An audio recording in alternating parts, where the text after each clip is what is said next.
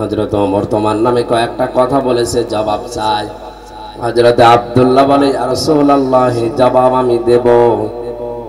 আপনি যখন প্রথম আমাকে ডাক দিয়েছিলেন, আমি আপনার মুখে শুনেছিলাম যে মানুষ নিজে শুধু বাঁচলে হবে না, পরিবারকেও বাঁচাতে হবে। আমার স্বামী স্ত্রীর নামাজ পড়ার মতো কাপড় পোশাক শুধুমাত্র একটা, বাকি যে কাপড় আছে ওগুলো দিয়ে অন্তত নামাজ আদায় করার মতো কাপড় না।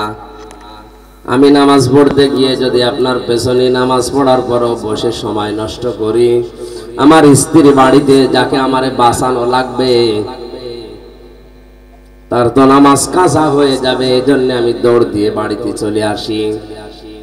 বড় পোশাক পরে শরীয়তে যেভাবে থাকা যায় ওইভাবে আমি সামনে যেতে পারি না। এই জন্য ঘরের ভেতরে একটা গর্ত আমি করে রেখেছি। ছোট